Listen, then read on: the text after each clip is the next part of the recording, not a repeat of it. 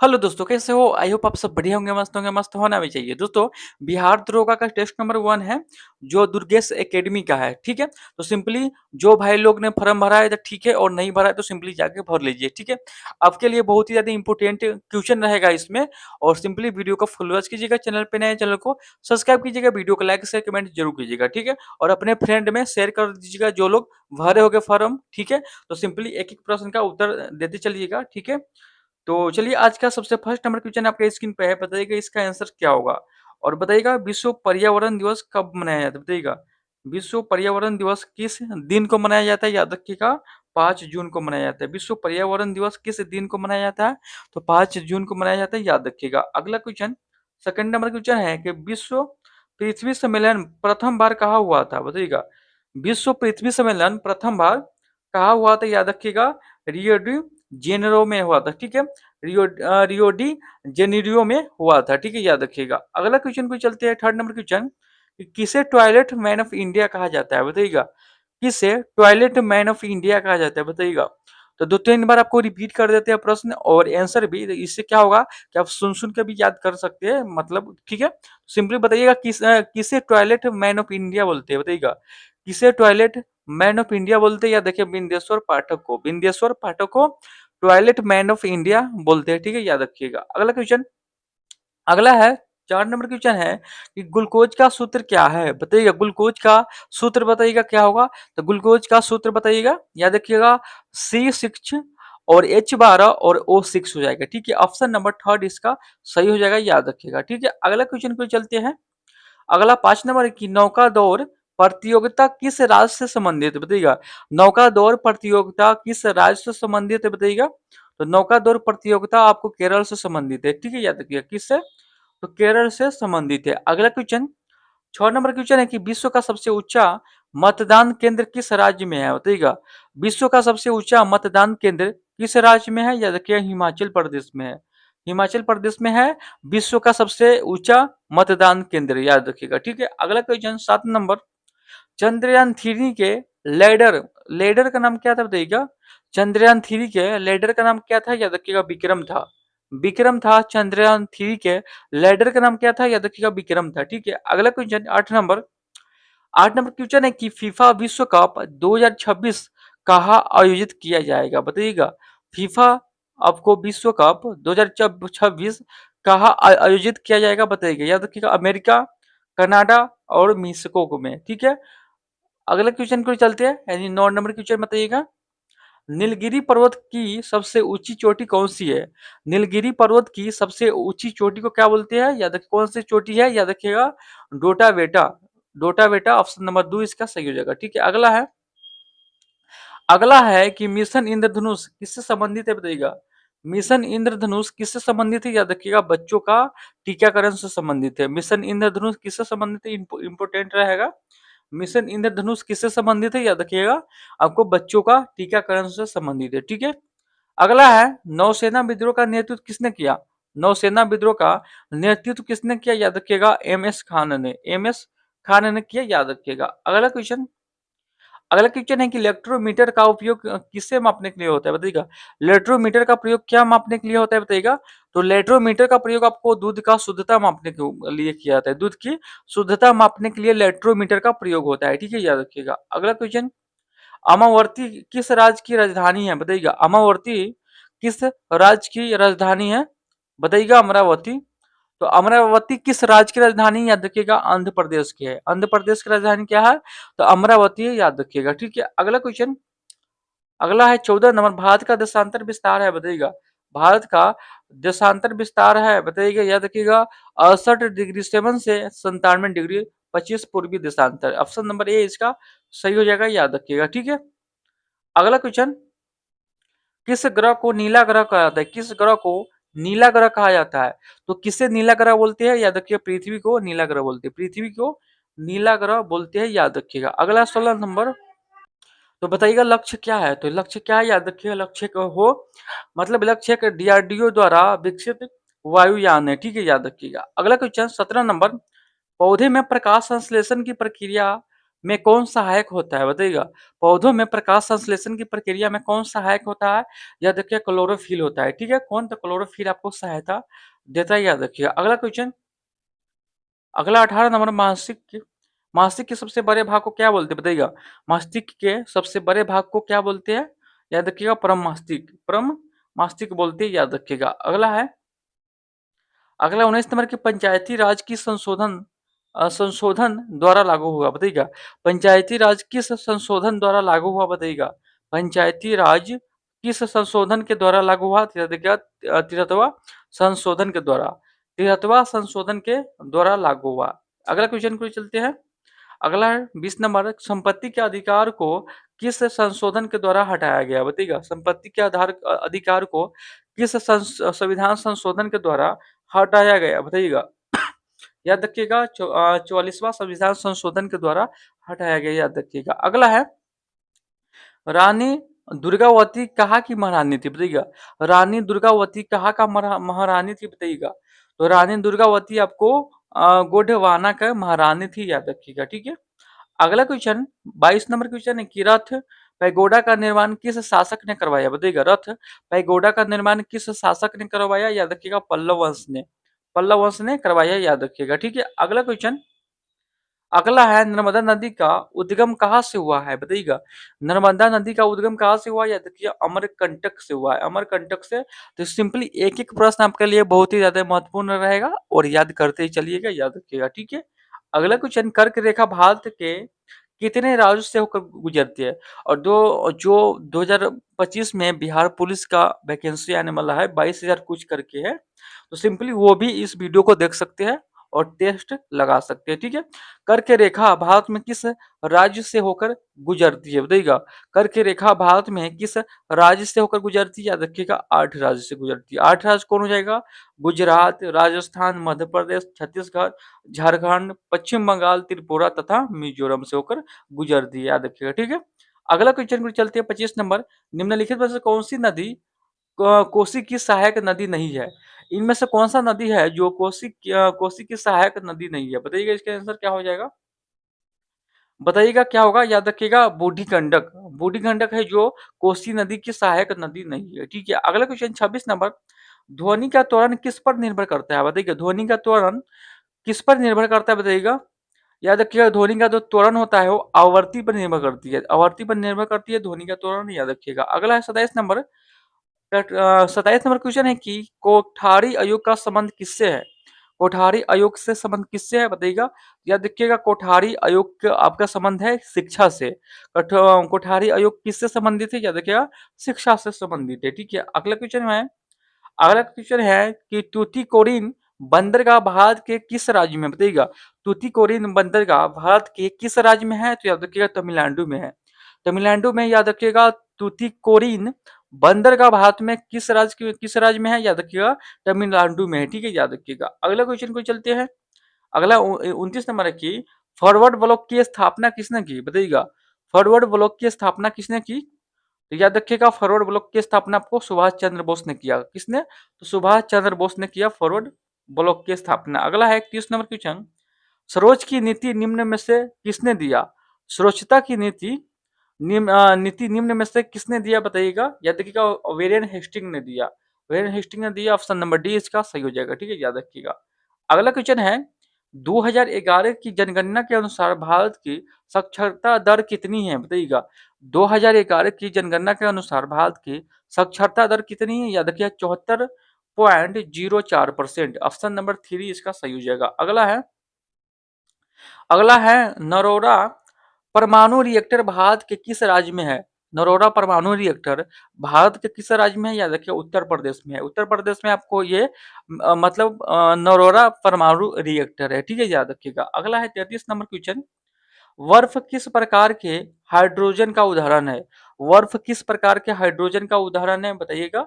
याद रखिएगा हाइड्रोजन आणविक कठोर, याद रखिएगा हाइड्रोजन आणविक कठोर इसका उदाहरण है, ठीक है, याद रखिएगा। अगला क्वेश्चन, भारत की पहली सीमेंट फैक्ट्री कहाँ स्थापित की गई? भारत की पहली सीमेंट फैक्ट्री कहाँ स्थापित किया गया? याद रखिएगा गुजरात में, गुजरात में भारत की पहली सीमेंट फैक्ट्री स्थापित हुआ, याद रखिएगा, ठीक है। अगला क्वेश्चन को चलते हैं। अगला है उत्प्रेरक का कार्य क्या है बताइएगा। उत्प्रेरक का क्या कार्य होता है बताइएगा इसका आंसर। उत्प्रेरक का जो कार्य होता है वो अभिक्रिया की गति को बढ़ाना, ठीक है। अभिक्रिया की गति को बढ़ाना इसका कार्य होता है, याद रखिएगा। अगला है 36 नंबर। सीता जयंती भारतीय कैलेंडर के किस माह में मनाई जाती है बताइएगा। सीता जयंती भारतीय कैलेंडर के किस माह में मनाई जाती है, याद रखिएगा। बैसाख माह के शुक्ल नवमी में। ऑप्शन नंबर थर्ड इसका सही होगा, बैसाख माह के शुक्ल नवमी में, ठीक है। 37 नंबर क्वेश्चन है कि शैव सभ्यता का सबसे बड़ा स्नान नल कहाँ से मिला है बताइएगा। बताइएगा शैव सभ्यता का सबसे बड़ा स्नानागार कहाँ से मिला है, या देखिए मोहनजोदारो से। मोहनजोदारो का अर्थ क्या होता है, मृतकों का टीला, मृतकों का टीला। और कालीबंगा का अर्थ क्या होता है, कालीबंगा का यानी काले रंग की चूड़िया, काले रंग की चूड़िया। हड़प्पा किस नदी के किनारे है, तो याद रखिएगा रावी नदी के किनारे है, ठीक है, याद रखिएगा। ये सारे क्वेश्चन आपके लिए बहुत ही ज्यादा महत्वपूर्ण रहेगा, ठीक है। अगला क्वेश्चन को चलते हैं। अगला क्वेश्चन है कि गति के नियम को किसे प्रतिपादित किया था बताइएगा। गति के नियम को किसने प्रतिपादित किया था बताइएगा। तो गति का नियम आपको न्यूटन न्यूटन प्रतिपादित किया था, याद रखिएगा। ऑप्शन नंबर 2 इसका सही हो जाएगा। अगला है रेल विभाग ने टिकट में ही हेराफेरी को रोकने के लिए किस सॉफ्टवेयर को बैन कर दिया बताइएगा। रेल विभाग ने टिकट में ही हेराफेरी को रोकने के लिए किस सॉफ्टवेयर को बंद कर दिया बताइएगा, याद रखिएगा। रियल मांगो ये सॉफ्टवेयर का नाम है, ठीक है, रियल मैंगो, ठीक है। अगला क्वेश्चन को चलते हैं। अगला है 40 नंबर। गूगल ने महिला की इंटरनेट के प्रति जागरूकता को बढ़ाने के लिए कौन सा प्रोग्राम शुरू किया बताइएगा। गूगल ने महिलाओं की इंटरनेट के प्रति जागरूकता को बढ़ाने के लिए कौन सी परियोजना, कौन सी प्रोग्राम शुरू किया गया, याद रखिए गूगल इंटरनेट साथी, गूगल गूगल इंटरनेट साथी। अगला क्वेश्चन को चलते हैं, इंपोर्टेंट रहेगा क्वेश्चन सर। तो याद रखिएगा अगला क्वेश्चन 41 नंबर है कि सर्वाधिक ऊंचा पर कौन सा बादल पाया जाता है। सर्वाधिक ऊंचाई पर कौन सा बादल पाया जाता है बताइएगा। सर्वाधिक ऊंचाई पर कौन सा बादल पाया जाता है, याद रखिएगा पछाव, पछाव बादल पाया जाता है, याद रखिएगा। ऑप्शन नंबर ए इसका सही हो जाएगा। अगला है 42वां संविधान संशोधन के प्रथम स्थायी अध्यक्ष, यानी पूछ रहा है इसमें कुछ कटा हुआ है, ठीक है, यहाँ पे कुछ कटा हुआ है, ठीक है। भारत की संविधान सभा का गठन कैबिनेट मिशन की सिफारिश पर किया गया था, याद रखिएगा। और मतलब जिसे 1946 में देश का संविधान तैयार करने के लिए भारत का दौरा किया था। 9 दिसंबर 1946 को संविधान सभा की पहली बैठक आयोजित की गई थी, जिसमें दूसरे 11 सदस्यों ने भाग लिया था। इनमें सबसे वरिष्ठ सदस्य डॉक्टर सच्चिदानंद सिन्हा को इसका अस्थायी सदस्य नियुक्त किया, परंतु संविधान सभा के प्रथम अस्थायी अध्यक्ष डॉक्टर राजेंद्र प्रसाद थे, ठीक है, डॉक्टर राजेंद्र प्रसाद थे। अगर पूछ दिया जाए संविधान सभा के प्रथम अस्थायी अध्यक्ष कौन थे, याद रखिए डॉक्टर राजेंद्र प्रसाद, यही आपका आंसर हो जाएगा, ठीक है। अगला क्वेश्चन 43 नंबर है कि गारो खासी जयंतिया निम्न में से किस पूर्वोत्तर भारत राज्य में पाई जाती है बताइएगा। गारो खासी जयंतिया निम्न में से किस पूर्वोत्तर भारतीय राज्य में पाई जाती है, याद रखिए मेघालय राज्य में, मेघालय राज्य में ये पाया जाता है, याद रखिएगा। अगला क्वेश्चन 44 नंबर देखिए। वेलाडिला लौ अयस्क मतलब खान किस राज्य में है बताइएगा। वेलाडिला लौ अयस्क खान किस राज्य में है, याद रखिएगा छत्तीसगढ़ में, कहा तो छत्तीसगढ़ में, याद रखिएगा। अगला है 45 नंबर। वायुमंडल की कौन सी परत पराबैंगनी किरण को पृथ्वी पर आने से रोकती है बताइएगा। वायुमंडल की कौन सी परत है जो पराबैंगनी किरण को पृथ्वी पर आने से रोकती है, याद रखिएगा समताप मंडल, समताप मंडल। ऑप्शन नंबर थर्ड इसका सही हो जाएगा। अगला है निम्न से कौन सी पुस्तक महात्मा गांधी द्वारा लिखी गई है बताइएगा। निम्न में से कौन सी पुस्तक है जो महात्मा गांधी के द्वारा लिखी गई है, याद रखिएगा यंग इंडिया, यंग इंडिया लिखी गई है, ठीक है। और इसका याद रखिएगा गांधी जी द्वारा लिखी गई पुस्तक निम्न में से मतलब हिंदू स्वराज है, मतलब इंडिया ऑफ माय है, मतलब इंडिया ऑफ माय ड्रीम्स है, और ये पुस्तक है, याद रखिएगा। और एक और पुस्तक है, कौन है, माई एक्सपेरिमेंट विथ ट्रूथ, ये भी आपको पुस्तक है। और हरिजन आदि, मतलब ये सारे पुस्तक का नाम है महात्मा गांधी के द्वारा लिखे गए, ठीक है। अगला क्वेश्चन 47 नंबर, निम्न में से कौन एक धातु है? तो सोना एक धातु है। निम्न में से कौन एक धातु है? तो सोना एक धातु है। ठीक है, याद रखिएगा। अगला क्वेश्चन, अगला है 48 नंबर, निम्न में से कौन सा जीवाणु जीनित बीमारी है? निम्न में से कौन सा जीवाणु जीनित बीमारी है? याद रखिएगा, टाइफाइड, टाइफाइड। ठीक है। अगला 49 नंबर है, बजरंग पूर्णिया किस खेल से संबंधित है? बजरंग पूर्णिया किस खेल से संबंधित है? याद रखिए, कुश्ती से संबंधित है, याद रखिएगा। अगला है सुलभ शौचालय के संस्थापक कौन है? सुलभ शौचालय के संस्थापक कौन है? याद रखिएगा, बिंदेश्वर पाठक है। ठीक है, याद रखिएगा। अगला क्वेश्चन, 51 नंबर, पाटलिपुत्र नगर की स्थापना किसने की? उदय ने की। बहुत ही ज्यादा इंपॉर्टेंट है ये, आपको बिहार पुलिस में पूछा जाता है और दरोगा में भी पूछा जाता है। पाटलिपुत्र नगर की स्थापना किसने की? उदय ने की, याद रखिएगा। ठीक है, अगला क्वेश्चन को चलते हैं। अगला 52 नंबर है कि अनिमेष लोचन चैतन्य मतलब तीर्थ विहार किस जिले में है? बताइएगा। अनिमेष लोचन चैतन्य तीर्थ विहार किस जिले में है? याद रखिएगा, गया में है। ठीक है, याद रखिएगा। अगला है 53 नंबर, चीनी जनरल पान चाओ ने किस कुषाण शासक को हराया था? बताइएगा। चीनी जनरल पान चाओ ने किस कुषाण शासक को हराया था? याद रखिए, कनिष्क को हराया था, याद रखिएगा। ठीक है, अगला है, भारतीय संविधान के अनुसार लोकसभा के कुल सदस्यों का कितना प्रतिशत मंत्री पद धारक कर सकते हैं? बताइएगा। भारतीय संविधान के अनुसार लोकसभा के कुल सदस्यों का कितना प्रतिशत मंत्री पद धारक कर सकते हैं? याद रखिएगा, 15%। ठीक है। अगला है 55 नंबर, निम्न में से कौन सा कृत्रिम परिस्थिति तंत्र है? बताइएगा। निम्न में से कौन सा कृत्रिम परिस्थिति तंत्र है? याद रखिएगा, धान का मैदान, धान का मैदान। ठीक है, याद रखिएगा। अगला है आपको 56 नंबर, परिस्थिति तंत्र का कौन सा घटक प्रकृति को साफ बनाए रखने का कार्य करता है? याद रखिएगा, अपघटन, अपघटन हो जाएगा, याद रखिएगा। अगला क्वेश्चन 57 नंबर, निम्न में से कौन सा चक्र फसल के उत्पादन से कटाई तक के क्रम के लिए सर्वाधिक उपयुक्ति है? याद रखिएगा, जुताई, बुनाई, सिंचाई और निराई कटाई, ये सारे है आपको। ठीक है, याद रखिएगा। अगला है, लोकसभा द्वारा पारित धन विधेयक को राज्यसभा कितने समय के लिए रोक सकती है? याद रखिए, 14 दिन के लिए रोक सकती है। ठीक है, अगला है 59 नंबर, निम्न में से कौन से सुमेलित मतलब निम्न में से सही सुमेलित है? तो कौन सही सुमेलित है? ए का 4, वी का 1 हो जाएगा। ए का 4 या है, मतलब ए नंबर सही हो जाएगा। ए का 4 हो जाएगा। ए का मतलब कुछ ऐसे है, यहाँ पे घटना है, यहाँ पे तिथि दिया हुआ है। ठीक है। चंपारण सत्याग्रह कब हुआ था? 17 अप्रैल 1917 को। और उसके बाद हो जाएगा अहमदाबाद में मिल हड़ताल 15 मार्च 1918 को। और खेरा विद्रोह 22 मार्च 1918 को। और असहयोग आंदोलन 1 अगस्त 1920 को। ठीक है, याद रखिएगा। अगला है, निम्न में से कौन सा हार्मोन मनुष्य द्वारा स्रावित नहीं किया जाता है? बताइएगा।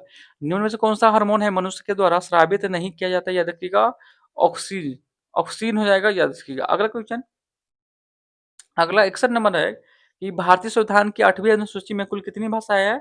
याद रखिएगा, 22 भाषाएं। भारतीय संविधान की 8वीं अनुसूची में कुल कितनी भाषाएं हैं? याद रखिएगा, 22 भाषाएं। ठीक है, याद रखिए। अगला क्वेश्चन है, भारतीय संविधान के अनुसार विधान परिषद सदस्य के लिए न्यूनतम उम्र सीमा है? बताइएगा।